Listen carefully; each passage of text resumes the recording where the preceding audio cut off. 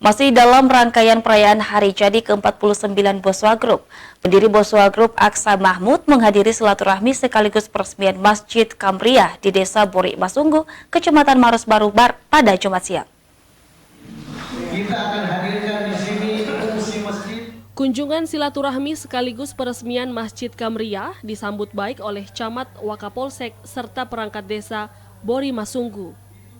Pemberian nama Masjid Kamriah terinspirasi dari nama Ibu Aksa Mahmud. Peresmian Masjid Kamriah langsung melaksanakan sholat Jumat berjamaah. Puluhan warga turut untuk menunaikan sholat Jumat. Aksa Mahmud mengatakan kehadiran masjid di Bori Masunggu tersebut dapat dijadikan tempat beribadah, sekaligus sebagai tempat silaturahmi dengan masyarakat sekitar. Peresmian masjid ini juga untuk menjadikan tempat pendidikan bagi anak remaja, sekaligus tempat untuk para penghafal tahfiz Al-Quran.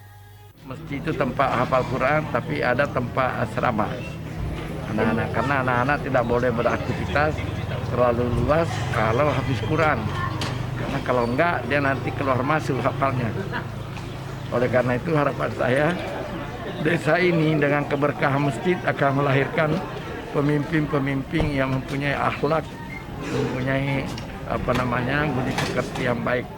Kedepannya, desa tersebut dapat melahirkan pemimpin negeri Indonesia. Karena pemimpin berasal dari desa, oleh karena dengan adanya program tahfiz Al-Quran, anak remaja nantinya bisa hebat dan bisa melahirkan disiplin ilmu di desa Bori Masunggu. Ardi Jaho, Celebes TV.